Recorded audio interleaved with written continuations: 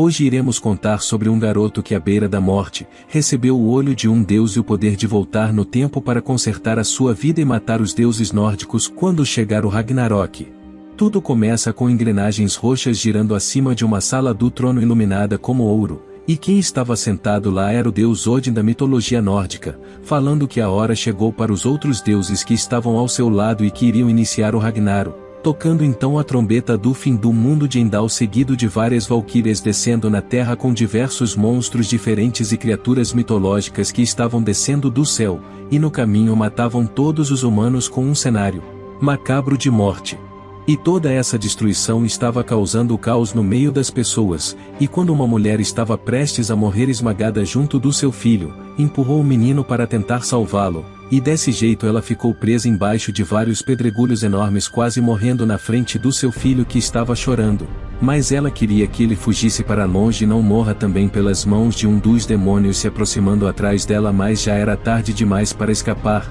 até que aparece alguém avançando que impediu a criatura antes que ela conseguisse matar aqueles dois, e o monstro teve a sua cabeça decepada por uma lâmina que soltava chamas ao redor da pessoa que ajudou aquelas pessoas, falando que eles deveriam evacuar porque a ajuda estava chegando junto com aquele herói que também curou a mãe do menino para que os dois pudessem ir embora, e aquela mulher agradeceu de que foram salvos. Aquele homem era chamado de Capa Negra, que ao tirar a máscara de seu rosto e se preparando para a batalha apareceram mais diversos monstros na sua frente, revelando então o rosto do nosso protagonista que enfrentava aqueles monstros sem medo algum com suas armas mágicas, matando os monstros um por um com sua espada. Mas eles não paravam de aparecer e começou a usar a magia especial para atacar de todas as maneiras possíveis, avançando contra um gigante que carregava uma madeira enorme, e era como se o garoto pudesse voar e andar no céu para atacar o demônio abaixo dele como um furacão de chamas com uma velocidade impressionante,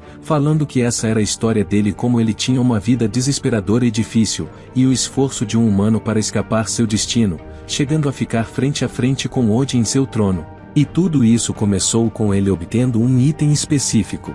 E então ouvimos falar dos exploradores, que caçam monstros e demônios enquanto coletam tesouros e protegem toda a humanidade, e o seu trabalho era tão perigoso que eram chamados de heróis, do qual todos tinham inveja, por terem o trabalho que anima as pessoas e o protagonista quando mais novo. Esses são os exploradores. Mas o momento que o coração de um explorador bate mais forte é quando ele está perto da morte, mostrando mais uma vez o protagonista passando por essa experiência sendo atacado por alguém. Mas contando toda a história do começo, vemos um café normal e um grito vindo lá de dentro. Era o protagonista reclamando que o seu amigo estava pedindo para ele ser um escudo humano porque ele estava desesperado por dinheiro, sendo chamado para uma exploração. O homem na sua frente se chamava Jung Umin, que trabalha para uma agência de exploradores, oferecendo emprego para as pessoas que não são de uma guilda, e o protagonista queria um trabalho, mas não sabia que era algo tão ruim como entrar numa dungeon como escudo humano, e que esse era o único trabalho disponível para ele, que era de rank D.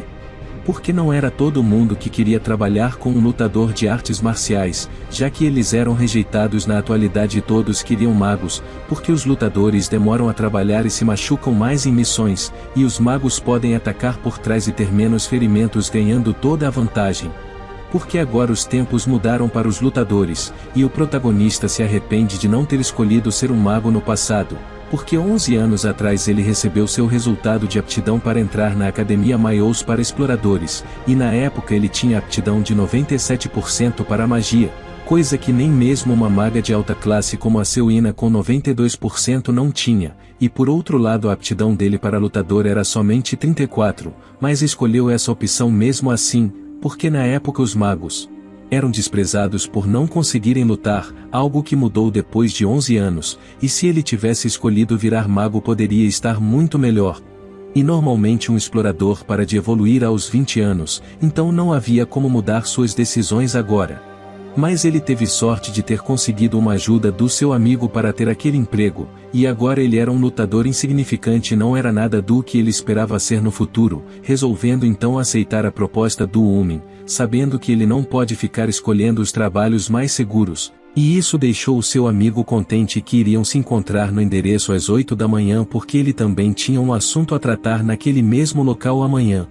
E no dia seguinte já havia um grupo na frente de uma dungeon no meio da floresta, e o protagonista estava lá também com sua arma e escudo para a missão, reclamando que o homem não tinha chegado mesmo dizendo que estaria lá naquela manhã às 8, e que deveria ter falado a verdade de que não iria aparecer, mas ele também entende porque o seu amigo era um mago de Rankia, e que poderia trabalhar onde quiser com uma habilidade dessas ao invés de ficar em uma agência de guildas, e que se fosse ele, estaria em um local muito melhor.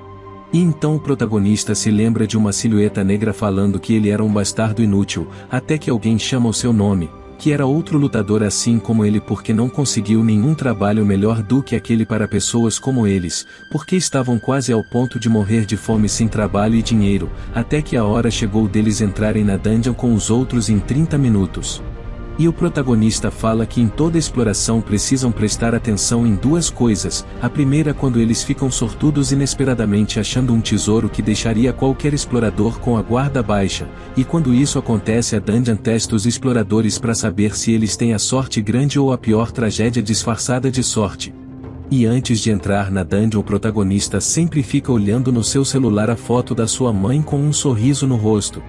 E assim que eles entraram lá viram uma multidão de mortos-vivos correndo na sua direção, recebendo ordens de ficarem parados nem que isso custe a sua vida para proteger os magos que estavam chamando encantamentos para usar feitiços e destruir os monstros com bolas de fogo e magias poderosas, matando todos os monstros na frente do protagonista, pensando que não vai morrer dessa vez por estar com a Guilda Meteoro, que são novos como um grupo, porém poderosos.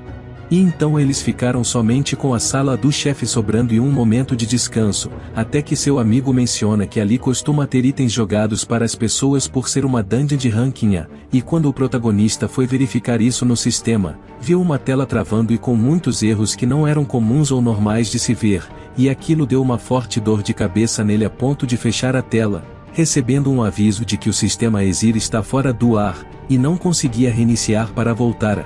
se conectar. E aquilo não parecia ser algo normal para ele, até que aparecem pequenos pontos de luz do seu lado, e uma voz dizendo para ele seguir essa luz, recebendo o aviso que algo desconhecido entrou no sistema e não podiam voltar no modo seguro. Porém o protagonista resolveu seguir o que aquela voz misteriosa falou, vendo que a sala estava cheia de pontos de luz esquisitos que só ele era capaz de ver, e essa era a luz que ele tinha que seguir. Vendo elas irem para um local separado dali, apostando na sorte em obedecer à voz misteriosa e entender o que estava acontecendo. E as luzes estavam levando ele até uma parte profunda como uma caverna, e não tinha nenhuma informação das luzes já que o sistema Exir estava fora do ar, e o motivo era que a parte estava danificada e não conseguia reiniciar, e isso deixava o protagonista muito confuso, porque o sistema nunca falhou nesses 17 anos desde que ele despertou aos 10 anos, deduzindo que aquela voz de antes estava relacionado com esse erro, e que essa coisa estava mudando o sistema Exir, que era como se referem aos deuses como Odin, e esse sistema era a última esperança da humanidade em desespero, porque 20 anos atrás no ano do desastre, no meio do Oceano Pacífico brotou uma árvore incrivelmente alta que cobriu os céus em 9 dias, chamavam ela de sinalização do fim do mundo ou a árvore de bênção, mas o seu real nome é a árvore do mundo Yggdrasil, que conecta os 9 mundos da mitologia nórdica. E quando ela cresceu completamente começaram a aparecer desastres no mundo todo, de monstros aparecendo em larga escala, metade da humanidade perdeu a vida para aqueles monstros, e a metade do que sobrou morreu de fome e doenças, até que no meio dos humanos apareceu alguém com poder divino como uma pequena esperança para a humanidade que matava monstros facilmente, o primeiro despertado. Os despertados caçam monstros como exploradores, e o sistema Exir é a maior arma para esses chamados heróis, mas agora o sistema estava mudando e isso não podia ser coisa boa para ele.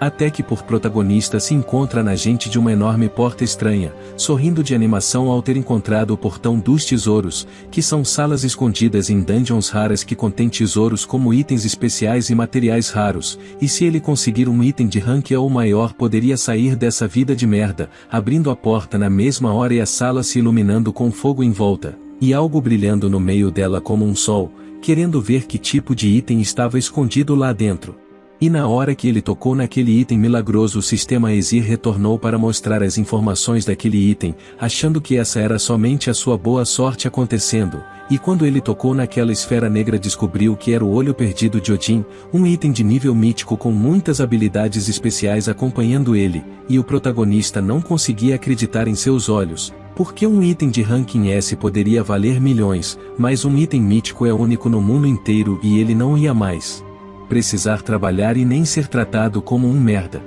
Querendo então testar o item antes de vender ele de verdade, mas se ele fizesse isso seria automaticamente dele para sempre, resolvendo que não ia testar ele, só vender no mercado negro quando sair da dungeon, sabendo que não ia conseguir usar esse item por já ter mais de 20 anos e não consegue subir de nível, voltando então para onde ele estava antes para terminar sua missão. E eles iriam agora atacar o chefão da dungeon, mas o protagonista estava despreocupado e ainda oferecendo uma bebida ao seu amigo mais tarde, porque ele sabia que se contasse para alguém que pegou um item daquele ali dentro estaria morto na mesma hora e ninguém ia saber, então ele ia sair dali sem chamar muita atenção.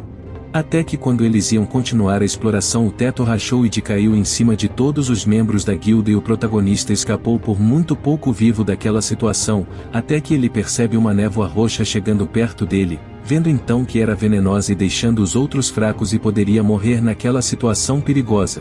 E quando o seu amigo foi tentar avisar ele para saírem dali, ele foi perfurado por uma espada e morto na mesma hora na frente do protagonista que precisava correr imediatamente, porque ele notou que tudo o que aconteceu era o plano de um assassino de dungeons, e que ele estava sem escapatória e ninguém ia salvar ele, e que também não ia morrer facilmente depois de conseguir um item mítico. Até que aparece uma lança dourada com energia sendo atirada na sua direção como um ataque mágico explodindo ao seu lado, vendo então o assassino falar que sabia que ele ia sobreviver ao ataque, revelando que o homem era o Jung Umin de antes, que avisou que iriam se encontrar naquele dia. E tudo o que estava acontecendo ali era culpa daquele homem para atacar a Guilda Meteoro, e ele nem se deu o trabalho de esconder os fatos e concordou com um sorriso, e o protagonista assustado tentou se acalmar e entender por que ele fez aquilo, e ele responde que o seu cliente pediu para fazer isso porque tem muita gente que não gostava da Guilda Meteoro, revelando que o Umin era um assassino de aluguel de dungeons, matando toda a guilda lá dentro sem que nada relacionado às leis saiba. Deixando claro que não era seguro o protagonista estar ali porque era impossível ele derrotar um mago de ranking A, e um dos maiores gênios do país, enquanto o protagonista é só de um ranking mediano sem importância e só tinha que manter a boca calada porque ele não tinha garantia de que ia sair daquela dungeon com vida, porque ele não ia conseguir vingar os seus colegas e amigos naquela situação. Falando que ia fingir que não viu nada lá dentro enquanto pensava que desde a aparição da Yggdrasil o mundo começou a odiar os fracos, mas antes que o Jaehyun conseguisse falar algo foi atacado por um feitiço do Umin de longa distância e poderoso, e se o protagonista não tivesse desviado seria agora um homem morto, e o assassino revela que o seu alvo não era somente a Guilda Meteoro, usando várias de suas correntes para atacar o protagonista que desviava por muito pouco daquelas explosões, e que precisava sair daquela situação de alguma maneira sem conseguir entender por que ele era um alvo sendo que tinha um ranking tão baixo, ou que deve ter feito alguma coisa errada e pensando quem poderia querer ele morto daquele jeito tentando sobreviver a cada ataque do Umin.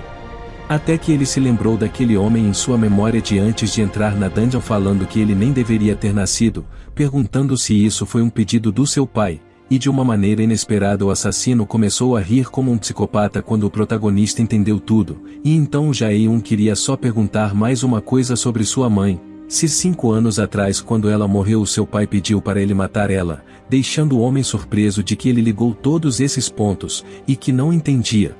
Como um homem poderia pedir a morte de sua mulher e agora o filho, voltando a atacar com suas correntes douradas para matar o protagonista, se despedindo dele porque agora seria o seu fim. Porém como último recurso o protagonista fala algo e faz o sistema Exir mostrar o olho perdido de Odin que ele encontrou mais cedo, e o Umin ficou perguntando o que ele falou e atacando mais vezes ainda, mas então ele ficou chocado a ver aquela luz de poder mágico sair do Jaehyun que estava se tornando mais forte a cada momento, percebendo que tinha algo errado e que tinha que acabar com isso agora mesmo. tentando dar o seu tiro final e matar ele com outra de suas correntes, mas quando ela chegou perto do olho do protagonista que mudou de cor, a magia se desfez completamente na sua frente, porque ele equipou o olho de Odin que agora pertencia a ele e não ia mais poder vender o item. E ele recebe uma notificação que tinha uma carta em branco para usar, e o assassino gritando com ele logo depois ao ver sua magia em milhões de pedaços, e que enquanto o Jaion avançava parece que ele usou a carta em branco do olho de Odin, e que ele iria matar o seu amigo da forma mais dolorosa possível, e nessa hora o sistema ativa dizendo que a habilidade Correntes de Blitz foi copiada. E de repente o protagonista estava usando a mesma habilidade que o Umin estava usando agorinha, um poder que ele demorou anos para dominar, não conseguindo acreditar que um lutador de rank D estava usando ela, falando que isso não seria o bastante para impedir ele, mas eles vão descobrir isso agora com as correntes voando na direção do mago em alta velocidade, se tornando uma batalha de correntes no qual claramente o mago estava perdendo por não ter capacidades físicas de desviar direito, usando outras magias para atacar que não adiantaram nada diante do cálculo absoluto, que desfaz qualquer magia através do cálculo reverso. E com o olho de Odin ele podia também desfazer o escudo do mago de longe com o cálculo absoluto, que deixou o Umin isso indefeso contra as correntes Blitz que acertaram ele na mesma hora quando não conseguiu desviar. E o protagonista vai ver ele lá jogado no chão perto da morte implorando por sua vida, mas foi morto no mesmo segundo por outra corrente que veio no seu corpo, e tudo estava finalmente acabado e por isso o protagonista caiu no chão quase sem vida, sem mana e energia, e não queria morrer dessa forma depois de ganhar um item mítico, pensando que aquele era o seu dia de sorte, achando que esse era o dia que chegaria a sua morte, mas antes disso aparece uma última esperança, uma tela falando que um novo sistema foi instalado e se ele queria prosseguir, e caso aceite poderá voltar para a época que ele desejar, achando que era a chance dele viver, concordando em seguir em frente com o novo sistema que se chamava Nornir. E então ele ouve as palavras de 3 mulheres parecidas com anjos falando em runas, como se estivessem resgatando ele. O que acham que aconteceu com o nosso protagonista? Deixem nos comentários e o like no vídeo.